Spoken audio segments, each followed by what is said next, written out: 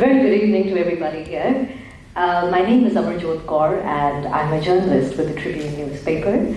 I'm here moderating this session, which is a melting talk from very diverse subjects. You have quantum physics on one hand, there's architecture on the other, and then there's psychology.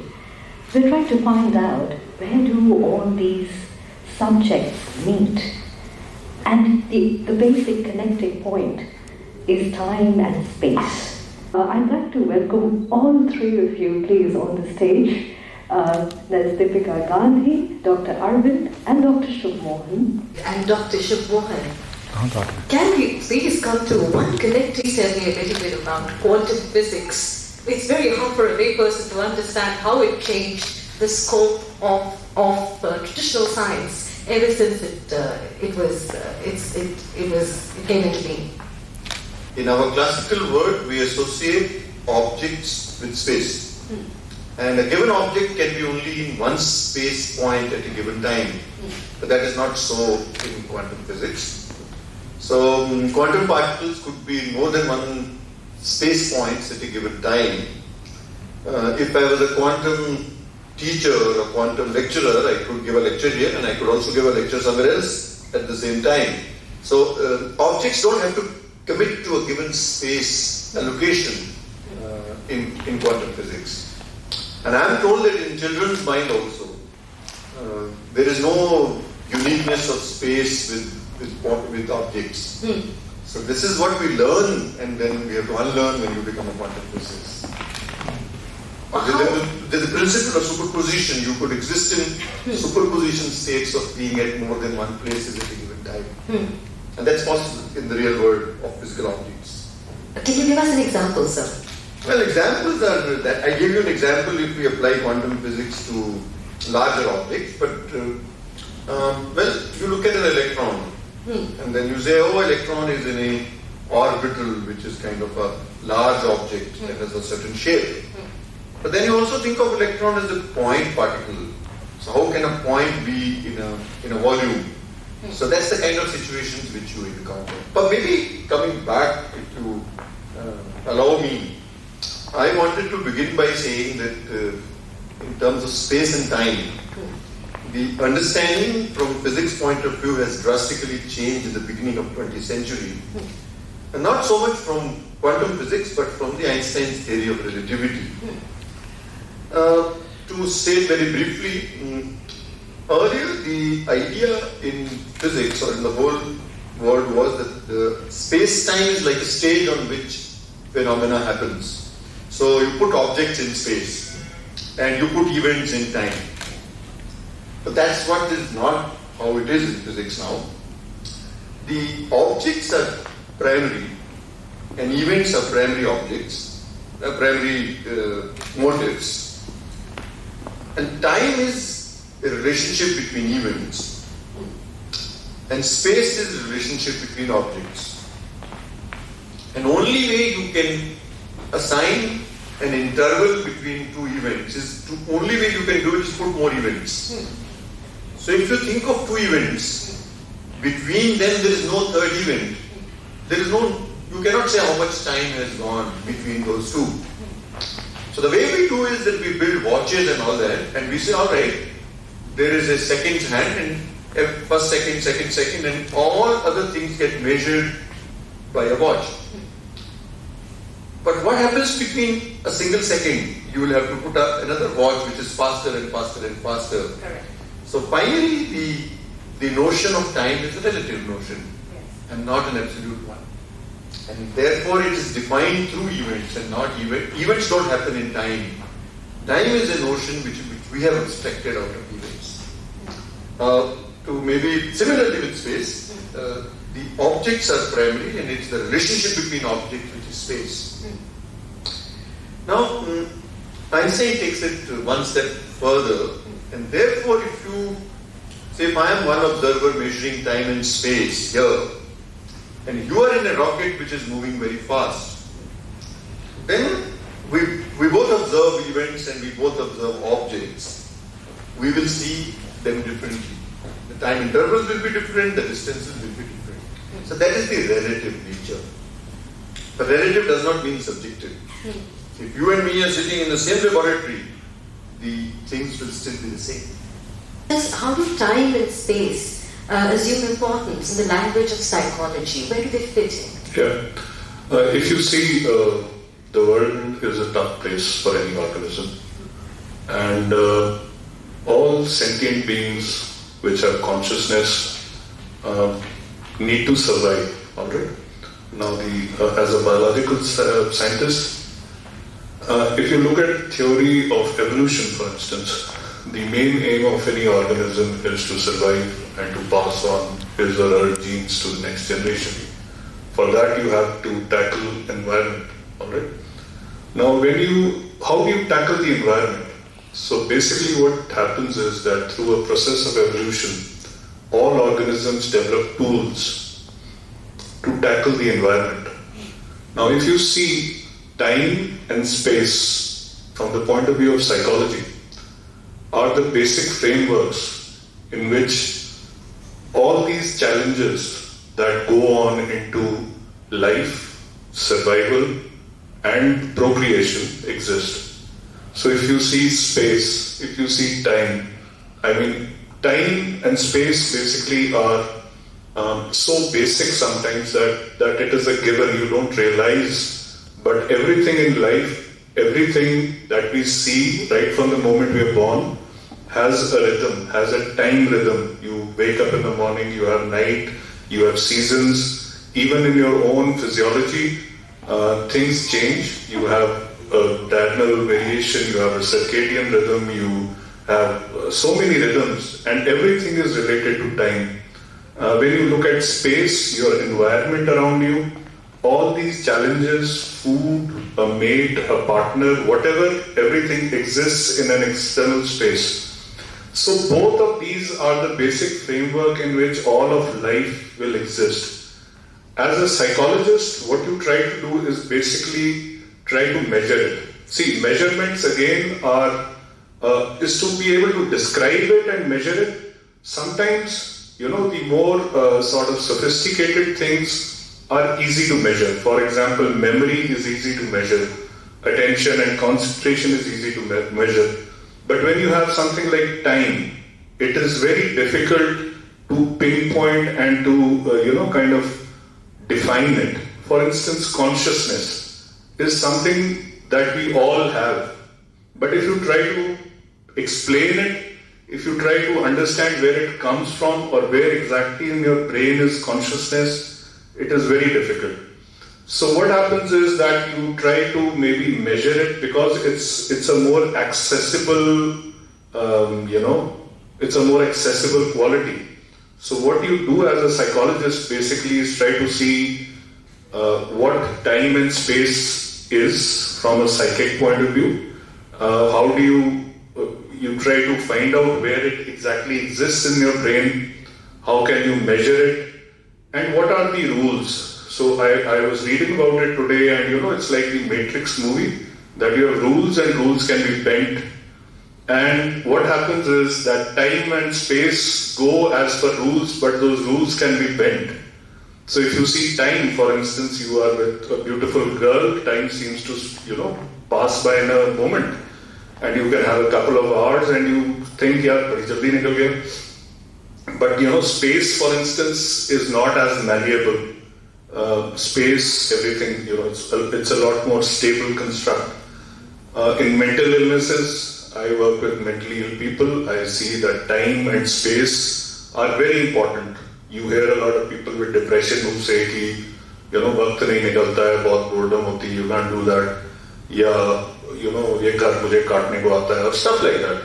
So all of our metaphors, our speech patterns, everything are based upon these. So I would say that as a psychologist, time and space are the two most basic constructs of the psyche for any sentient organism. And so that's how it is. And when you look at the neurobiological part, so there's so many things about it which we can talk about. Of course. Yeah. Well, thank you for explaining this to us. And you, Deepika, you as an architect, as someone who studies design, buildings, are interacting with both these things also in a very in physical forms, the two of them, very closely related. You are also dealing with the psychological aspect. At the same time, you're understanding the concept of space in terms of design and how it functions. So could you please explain to us about the relevance of time and space in the language of design and architecture?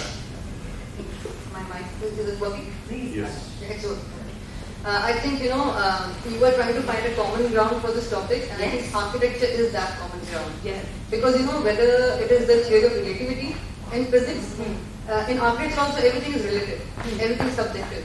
What may seem like a very grand space to you may actually seem like overwhelming to you. Okay, if I have some disability, then a flight of steps may seem very challenging and very, empowering to you, but to me it may feel very demotivating. So I think, or even in psychology, because I think this is what architects we grapple with this every time we design something. This part of physics, everything is relative. And of course this part of psychology, like what I was telling you outside, that when I design a kindergarten school, the concept of space I have to keep in mind is from the point of view of a 4 feet or 3 feet tall child. Yes. If I'm designing a space for grown-ups, it changes. If I'm designing a space for the aged people, Yes. then maybe 1 kilometer is a huge distance. So in architecture especially, I think this melting point between जो आप कह रहे थे, like Professor was saying that it's about objects in space. Yes. That is exactly what architecture is. We are actually trying to create space by placing objects in a way that we create a space inside. So I think of all these three fields, I think we become not the fulcrum actually, but we become a field wherein they become very important. Like an architect has to understand psychology, has to understand the fundamentals of physics, and also understand what is the difference between good architecture and great architecture. Great architecture will always, what we say, transcend time and space. It will always speak to you beyond. Like if you go to the Taj Mahal now, if you go to the Sun Temple now, if you go to these places, it's not as if they were made for people of that generation only. Unlike maybe a mall that we make now, which is not timeless. It's meant to be temporary. It's meant to signify the temporariness of things. That time, the concept of time is not so permanent now. We want to make buildings which look fragile. Like it's a glass building and it can be torn down anytime. Not like a 6 feet kind of a wall which emanates permanence. This concept of permanence. Like why were the Egyptians making pyramids?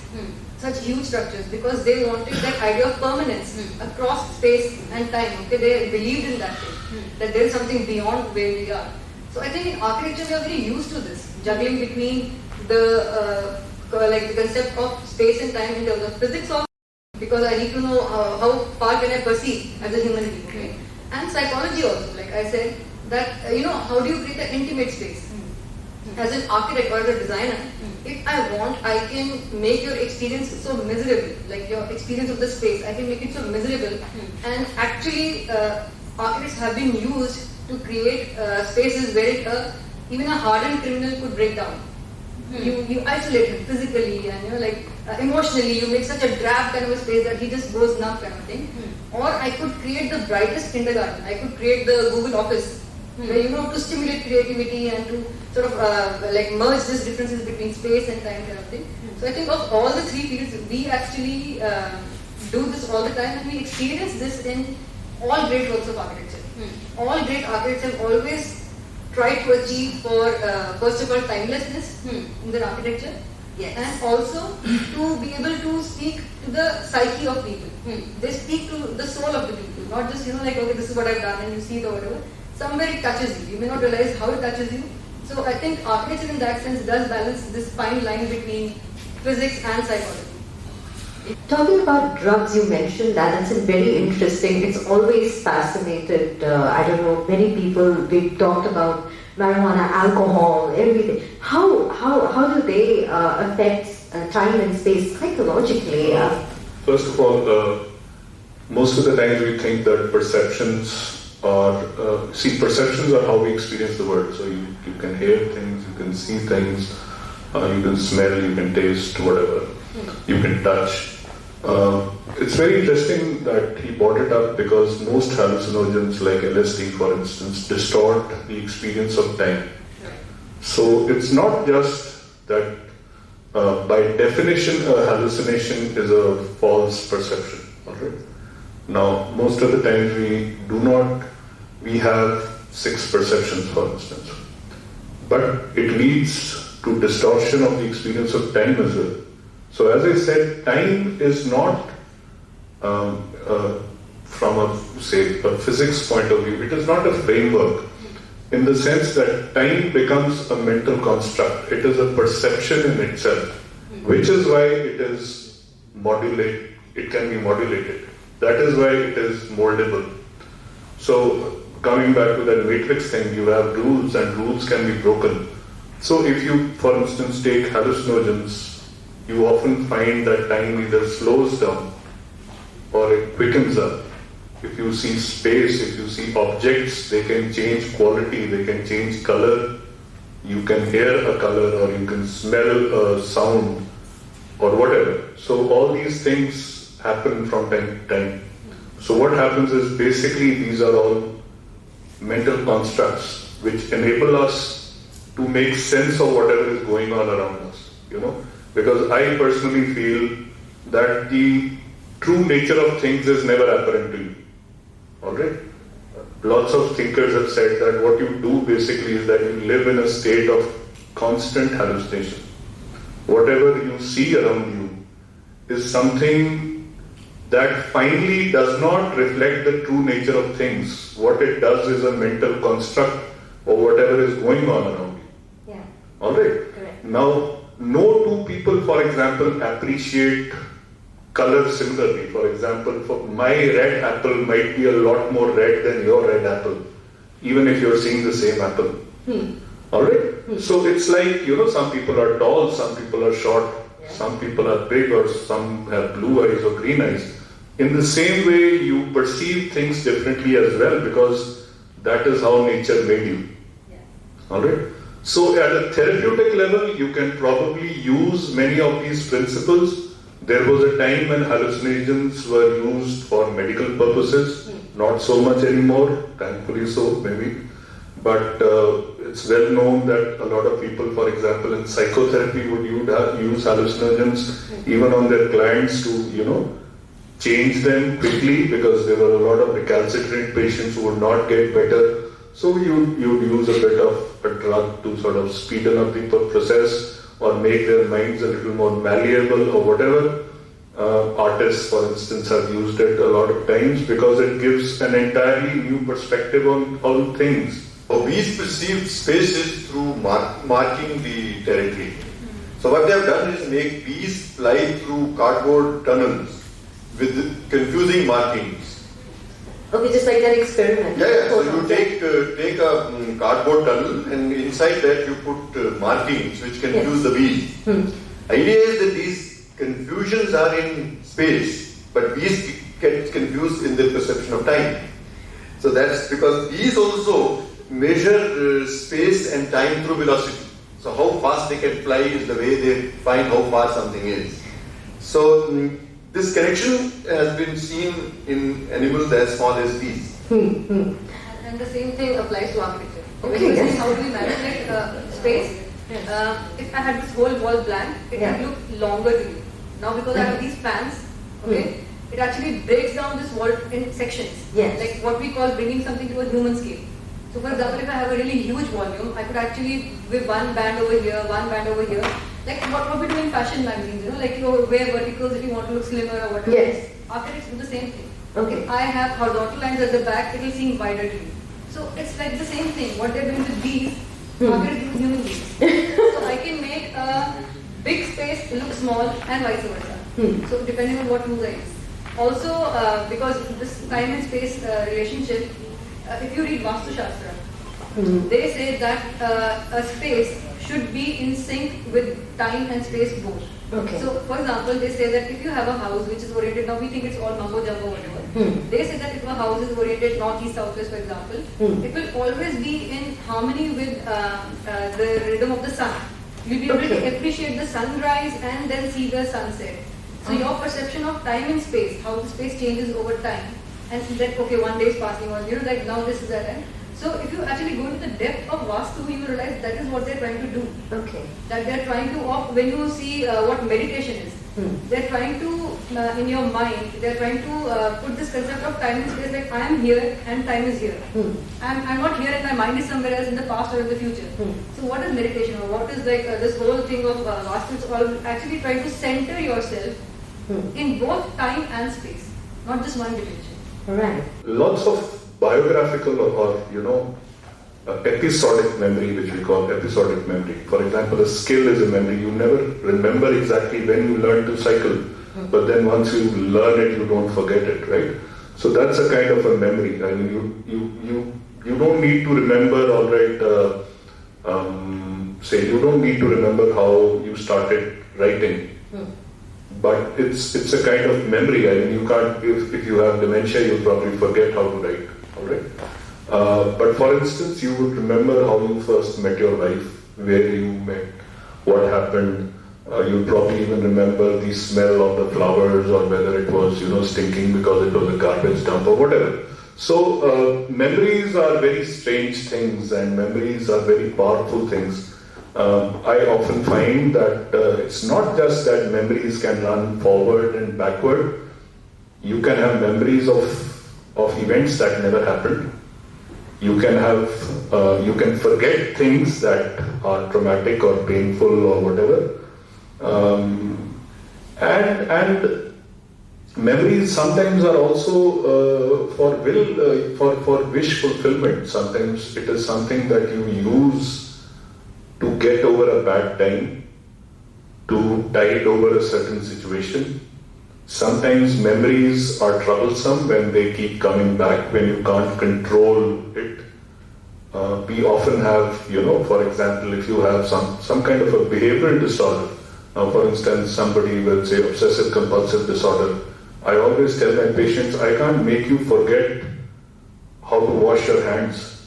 You're going to have to do it yourself. So, for instance, weakening a memory of a procedure like washing your hands 50 times a day is a very difficult thing, simply because memory is something you have very little control on. Yes. And so it's a fascinating field of research where, there are lots of stuff going on. So it's complicated and I could go on. Dr. B.L. Goswami, who writes for the Tribune and is also an art historian, art critic. Please, Dr. Goswami, we'd like to invite you to the dais and speak a few words also. The incomprehensibility of time. Somebody asked somebody, can you define space? He says, let's asking me a question, asking a fish a question, what the nature of water is. We are all surrounded by space, we are all surrounded by time or whatever it is. Let me take you, can I have about 5 minutes? Of course, sir, please. What is the word for time in our culture? Kal. But there is also Samay. Right? Kal has a dimension which is incomprehensible. Samay is something which you can in a certain sense measure. Right? Now if you use the word Kal, you can use it in many senses. Kal is time and Kal is death. Death is the function of time, so to speak. Point of physics, point of space and architecture and so on, that is all fine, but basically, nobody understands what time is. Likewise, nobody understands what space is. If I talk as an art historian or student of art history, let's say in the Renaissance, a fixed point perspective. You see things from this particular point, and this is what space is like. Right? But that is an illusion. That is completely an illusion. Split something. So if you don't understand something which is too complicated, you basically break it down into simpler parts. So instead of looking at something like consciousness, you pick up something easier like attention or concentration or memory, things which are more easily definable more easily measurable. You try to understand what that is, and then you go on to something which is more complicated. So in that sense, science basically becomes an additive process that, Newton said that whatever I've seen is on the shoulders of people, of giants before me. I think that is the truth. That 99.9% of science is standing on the shoulders of giants. There is 0.1% which is true genius, which is like Einstein or Freud, or people who are truly creative and truly bring you something which has never been thought of before. Einstein is not great because he did something today millions of people understand the theory of relativity. What is great about him was the fact that he thought of something which was totally novel, which was totally new, and which also made sense. Any good theory should explain, and it should also be able to predict or generate new ideas. So Freud or Einstein, for that matter, are great because of that reason. So coming back to your question, because we don't understand it, we look at it in a simpler, more concrete way. And you try to do the best that you can, which is basically called, a study of phenomena or phenomenology. So what you basically do is, you don't understand, say, time, but you understand what memory is. So you try to measure memory. And taking a pragmatic view means that for 99.9% of all practical applications, that is enough. That 0.1% is true curiosity, which is for people with either a big brain or a lot of money. And that's how it is. That's how I would look at it. So what happens when time and space collapse, like the black hole? What happens at that point of time when time and space, both of them collapse? So what happens then? Correct. So as they say that if you are falling into a black hole, nothing much changes for you. For us to disappear. But I want to bring another analogy in this, that you can bend space. Bend space means that it may happen that from me to you, the shortest route is not a straight line. The shortest route actually goes from somewhere else. So that's what happens. Near black holes, the space gets extremely bent. And our normal perception of straight space disappears. And the time undergoes a kind of dilatation, the time stretches. So these operations on space-time, which is bending and stretching and all that, makes the nature of space-time near heavy objects very different, like black hole. But locally, nothing much changes. So if you are going through it, you will not really feel. That's one way to look at it. Other way to look at it, of course, is that it's a question of disappearance of information. So whatever disappears into a black hole, the information from our world can go into the black hole, but nothing can come back. So there is an event horizon where you only see people go up to that point. So that's the practicality of it in some sense. And let me correct it, across disciplines it's like that you can go one way, you can die, but you cannot come back and maybe become alive. So that's the kind of one-way flow which happens in those places where space-time collapses. Only other time, like you were saying, that a person can exist in two spaces at the same time. The only other time, besides works of fiction, when I've read or heard about this is when I was reading Autobiography of a Yogi. So, and there they talk about doing this through meditation. So when we say meditation, is it that our perception of space and time is changing, or have we overcome the constraints of space and time, and if so, how? And also, I would like to ask Professor Goswami that Indian mythology again has a lot of examples where, for example, Lord Krishna opens his mouth and shows the cosmos to Mother Yashoda. Or again, he plays tricks with her where she ties him up at one place and he's found at another. How does Indian philosophy talk about overcoming these constraints of space and time? Very interesting work by Delbrück, where he demystifies intuition. And intuition, not only intuition or even scientific intuition. See, intuition is human. So the whole idea is that we are objects of middle dimension, about 2 meters, about 50 to 100 kgs. After all, where have all the units of space and time come? Second we say, foot we say, meter we say. Where have these units come from? So second is roughly the heartbeat. So we have taken the units from our body. Foot is roughly human foot, and our meter is roughly this much. So we have projected our body into the world to get to these units. So therefore all intuition that we talk about is human. But the world is not only human. There is a world beyond us. The world of atoms, the world of galaxies, the world of black holes, whatever. So therefore many times you have to unlearn intuition.